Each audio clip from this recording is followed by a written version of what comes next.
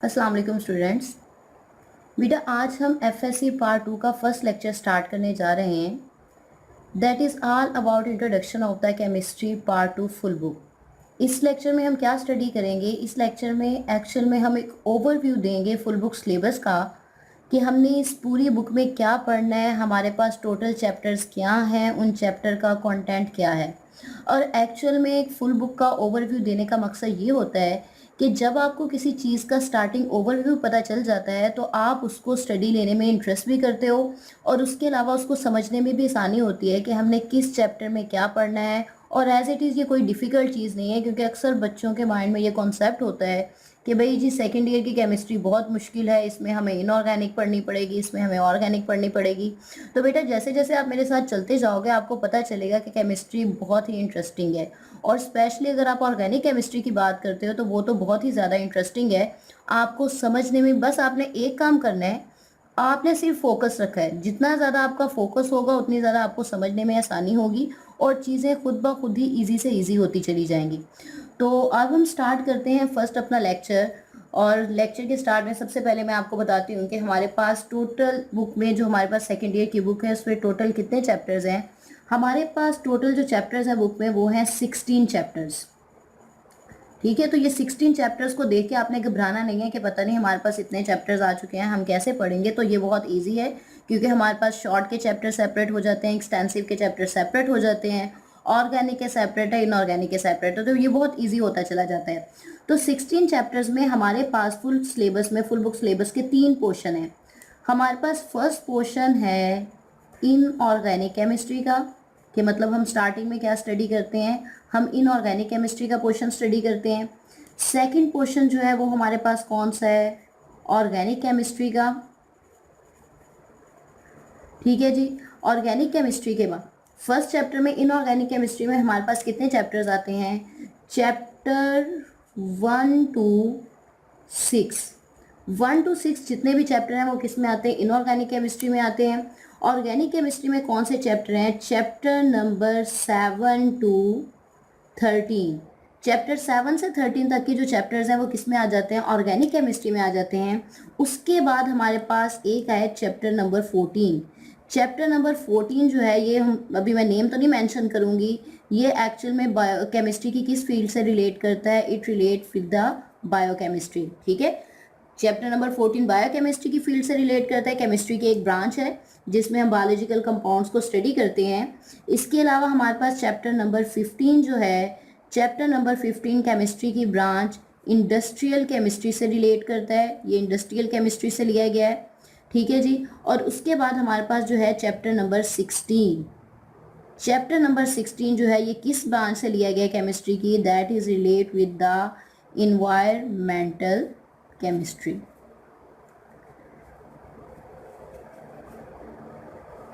अच्छा जी, अब यहाँ पे हम मेंशन करते जाएं, ये तो हमने एक थोड़ा सा बताया कि हमारे पास टोटल कितने चैप्टर हैं। तो बेटा आप ऑर्गेनिक और इनऑर्गेनिक से तो ऑलरेडी फेमिलियर ही हैं कि इनऑर्गेनिक क्या होते हैं। इनऑर्गेनिक केमिस्ट्री की वो ब्रांच होती है जिसमें हम उन कंपाउंड्स को स्टडी करते हैं that is other than carbon, hydrogen and oxygen. तो हम शॉर्टली मेंशन कर देते हैं कि इनऑर्गेनिक केमिस्ट्री की वो ब्रांच है जिसमें हम स्टडी करते हैं किन कंपाउंड्स को, कार्बन कंटेनिंग, ये वो कंपाउंड है जो कि किस पे कंसिस्ट करते हैं, other than carbon, oxygen and hydrogen. Mean carbon, hydrogen और ऑक्सीजन के अलावा और भी बहुत से इसमें एलिमेंट शामिल होते हैं, जिसमें सल्फर है, फास्फोरस है, मतलब डिफरेंट है। ठीक है जी, ऑर्गेनिक केमिस्ट्री जो है, ऑर्गेनिक केमिस्ट्री प्योरली रिलेट करती है उन कंपाउंड्स पे जो कंसिस्ट करते हैं कार्बन, हाइड्रोजन और ऑक्सीजन पे। और इसके अलावा हम मेंशन कर सकते हैं एंड देयर डेरिवेटिव्स।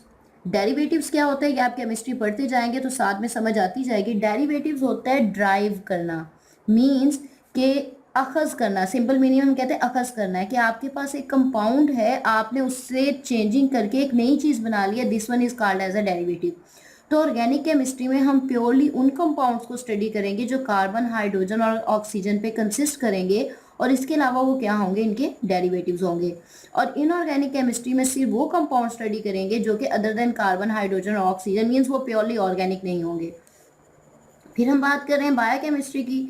यहाँ पे एक चैप्टर आएगा मॉलिक्यूल मैक्रोमॉलिक्यूल्स। ये बायोकेमिस्ट्री केमिस्ट्री की वो ब्रांच है जिसमें बायोलॉजिकल कंपाउंड्स को केमिकल कंपोजिशन की बेस पे हम स्टडी करते हैं।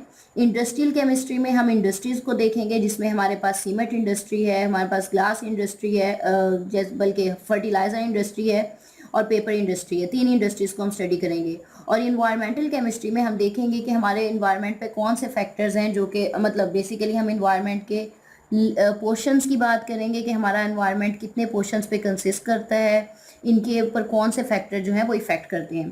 तो अब हम फर्स्ट ऑफ ऑल स्टडी करते हैं, स्टार्ट करते हैं first portion, that is purely inorganic chemistry.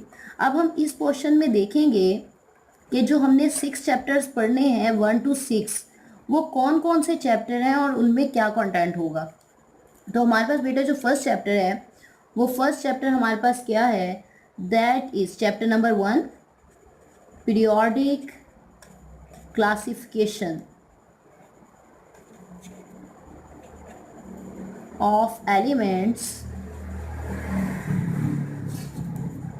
And periodicity. अच्छा जी, हमारे पास फर्स्ट चैप्टर है that is periodic classification of elements and periodicity. तो what is mean by the periodic classification.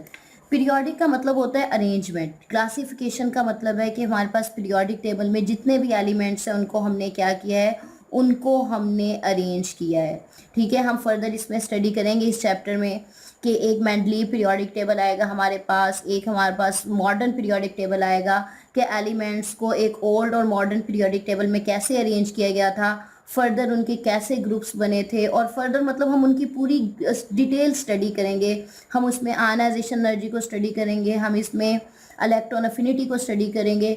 In short आप माइंड में एक स्केच बना लें कि पीरियोडिक क्लासिफिकेशन ऑफ एलिमेंट्स का क्या मतलब है, कि इसमें हमने एलिमेंट्स की एक अरेंजमेंट देखनी है। और पीरियोडिक का मतलब होता है कि किसी स्पेसिफिक वे में उसको अरेंज किया जा रहा है। और पीरियोडिसिटी क्या होता है, पीरियोडिसिटी को हम एक्सप्लेन करते हैं कि जो एलिमेंट्स की प्रॉपर्टीज़ होती हैं वो एक पीरियोडिक मैनर में एक मुनासब वक्फे के साथ, एक मुनासब इंटरवल के साथ वो अपने आप को रिपीट करती हैं। तो ये चैप्टर का नेम रिप्रेजेंट कर रहा है कि हम एलिमेंट्स की अरेंजमेंट, उनके सारे ट्रेंड्स, उनकी सारी प्रॉपर्टीज़ को एक ब्रीफ डिस्क्रिप्शन के साथ स्टडी करेंगे। अब हम आते हैं अपने सेकेंड चैप्टर पे। सेकेंड चैप्टर, अब फर्स्ट चैप्टर में हमने स्टडी कर लिया, बल्कि यहाँ पे एक हम इंपॉर्टेंट चीज़ स्टडी करेंगे क्योंकि बाकी चीज़ें जो है वो इसी से रिलेट करते हैं। हम यहाँ पे एक पॉइंट स्टडी करेंगे कि एलिमेंट्स को हम अरेंज करते हैं एस ब्लॉक में, पी ब्लॉक में, डी ब्लॉक में एंड एफ ब्लॉक एलिमेंट्स। ठीक है जी, और जो बाकी चैप्टर्स बनते हैं वो इन्हीं ब्लॉक्स की बेस पे या इन्हीं ग्रुप्स की बेस पे बनते हैं। और एक और चीज़ यहाँ पे मेंशन करती जाऊँ कि जो हमारे पास पीरियोडिक टेबल में ग्रुप्स हैं, 2 चीज़ें अरेंज की जाती हैं, ग्रुप्स होते हैं और पीरियड्स होते हैं। पीरियड्स कितने होते हैं, 1 to 7 होते हैं, और ये क्या होती हैं, हॉरिजेंटल रोज होती हैं। और जो वर्टिकल कॉलम्स होते हैं इनको हम क्या नाम देते हैं, ग्रुप्स का नाम देते हैं। और पीरियोडिक टेबल में ऑलमोस्ट हमारे पास 1 to 18 ग्रुप्स हैं और 1 to 7 क्या है, पीरियड्स। पीरियड्स जो होते हैं वो हॉरिजेंटल रोज होती हैं और जो ग्रुप्स होते हैं वो क्या होते हैं, वर्टिकल कॉलम्स होते हैं, जैसे कि हम पीरियोडिक टेबल में स्टडी करते हैं। अच्छा जी, अब हम इसके आगे बात करते हैं सेकेंड चैप्टर की। ठीक है जी, चैप्टर नंबर सेकेंड जो है इसका हमारे पास नेम क्या है, this one is called as a S block elements. ठीक है जी, अब एक शॉर्टली मैं अगर आपको एक स्केच बताऊं हमारे पास पीरियोडिक टेबल का क्या स्केच होता है, हम पूरा तो यहाँ पे ड्रा नहीं कर सकते। हमारे पास पीरियोडिक टेबल कुछ इस तरह से होता है। ठीक है, ये एक हमारे पास रो बनती है,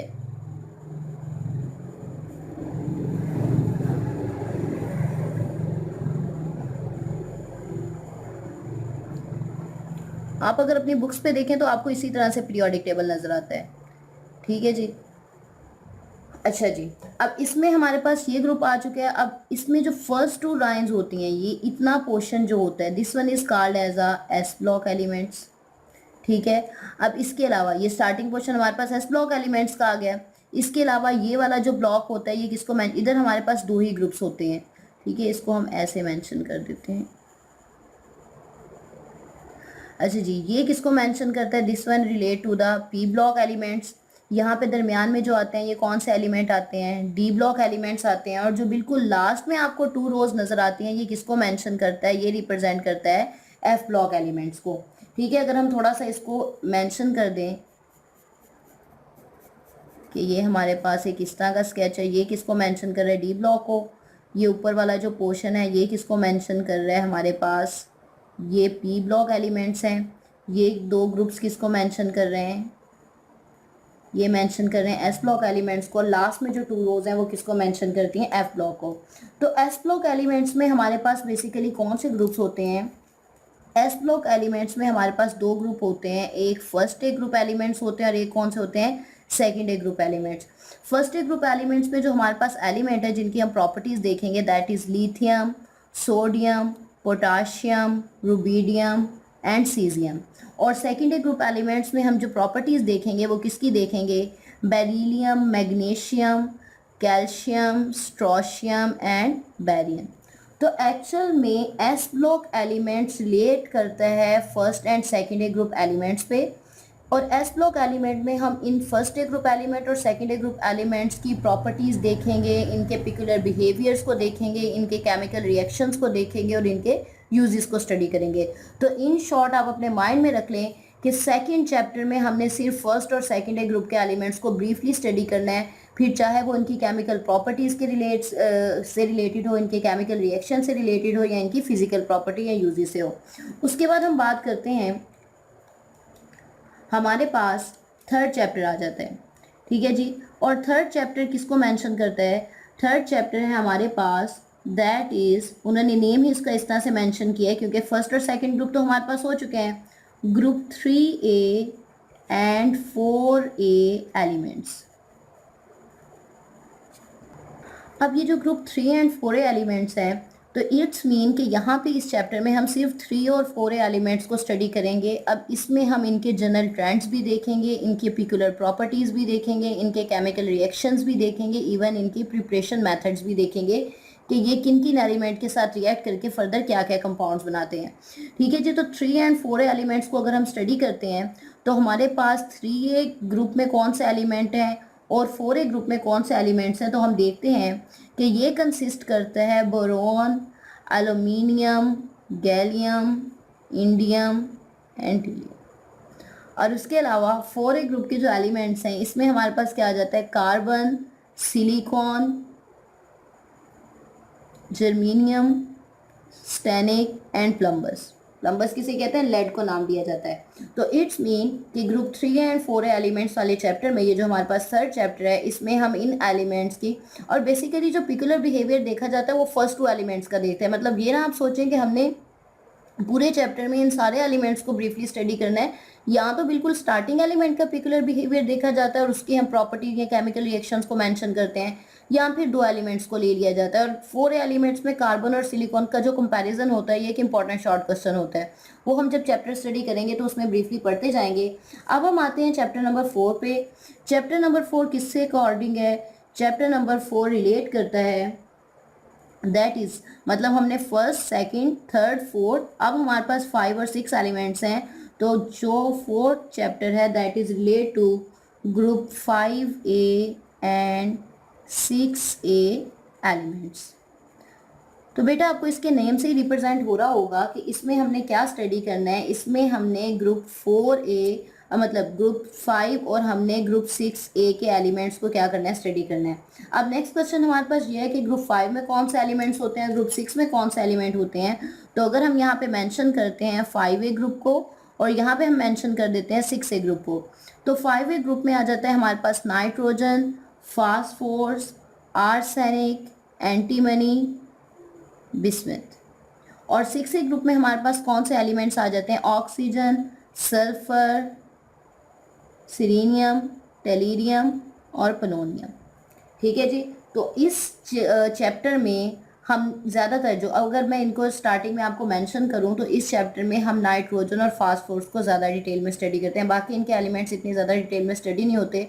हम नाइट्रोजन और फास्फोरस के पिकुलर बिहेवियर्स देखते हैं। पिकुलर बिहेवियर का मैंने बार बार ये वर्ड यूज़ किया तो मैं यहाँ पर बताती जाऊँ। पिकुलर बिहेवियर क्या होता है कि मतलब जो स्टार्टिंग एलिमेंट होते हैं फर्स्ट एलिमेंट होते हैं वो अपने बाकी ग्रुप एलिमेंट से एक मुनफरिद, मतलब एक अलग करके वो अपनी कैरेक्टरिस्टिक रिप्रेजेंट करते हैं, तो उसको हम नाम दे देते हैं पिकुलर बिहेवियर का।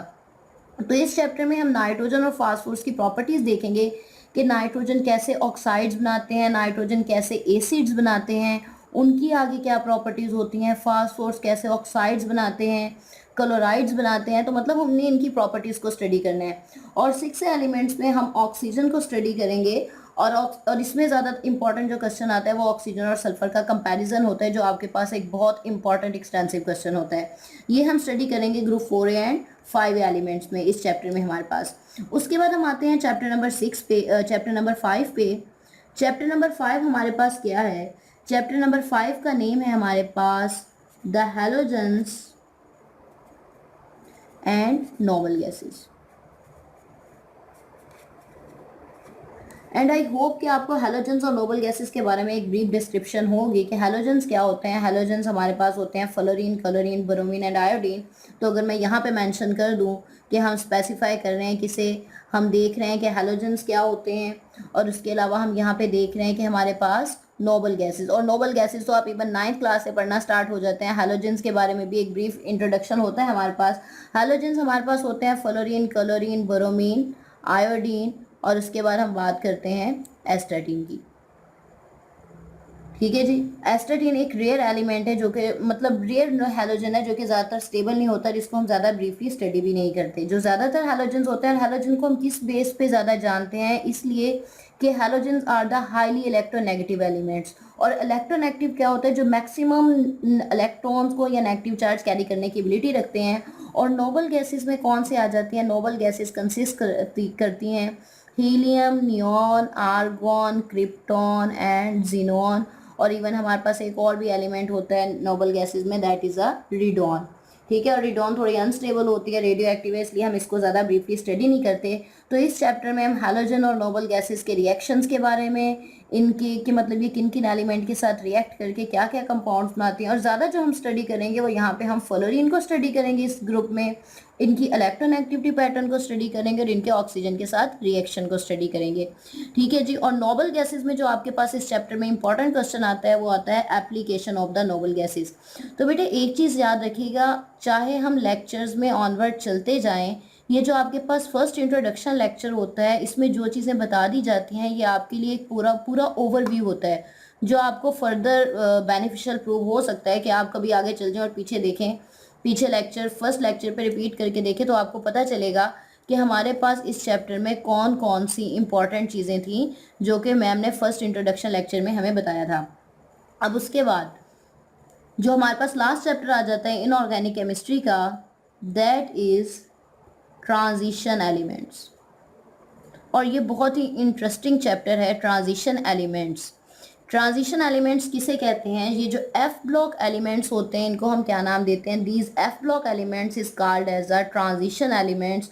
तो ट्रांजिशन एलिमेंट्स में हम एक्चुअल में एफ ब्लॉक एलिमेंट्स को स्टडी करेंगे। इसमें इनर ट्रांजिशन आएगा, आउटर ट्रांजिशन एलिमेंट्स आएंगे, इनकी क्लासिफिकेशन, नॉमेनक्लेचर, तो जब भी आप चैप्टर स्टडी करेंगे तो ये बहुत ही इंटरेस्टिंग चैप्टर है। इनऑर्गेनिक केमिस्ट्री में जो सबसे ज़्यादा इंटरेस्टिंग चैप्टर है वो क्या है? Transition elements. इसमें हम नॉमेनक्लेचर, बड़ा इंटरेस्टिंग चैप्टर है जिसमें हम नॉमेनक्लेचर स्टडी करते हैं, चिलेट्स, लिगेंड्स, एक इंटरेस्टिंग टर्म्स आती हैं जो बड़े लॉजिक और फैक्ट के साथ हम एक्सप्लेन करते हैं। तो ट्रांजिशन एलिमेंट्स में हम क्या करेंगे? एफ ब्लॉक एलिमेंट्स को स्टडी करेंगे। तो यहाँ पे बेटा हमारे पास इनऑर्गेनिक केमिस्ट्री की एक इंट्रोडक्शन, एक ओवरव्यू होता है कंप्लीट। आई होप आपको इसमें से कोई क्वेश्चन होगा या एक आपको ओवरव्यू माइंड में क्लियर हो चुका होगा कि नेक्स्ट ऑनवर्ड लेक्चर में हमने इनऑर्गेनिक केमिस्ट्री पढ़ेंगे तो हम इनमें कौन कौन से टॉपिक को स्टडी करेंगे। और बेटा नेक्स्ट जो इंट्रोडक्शन लेक्चर होगा उसमें हम ऑर्गेनिक केमिस्ट्री के चैप्टर 7 to 13 इसको ब्रीफ डिस्क्राइब करेंगे कि इसके ओवरव्यू में इनमें कौन कौन से चैप्टर्स होंगे और किस किस तरह हम उसको स्टडी करेंगे।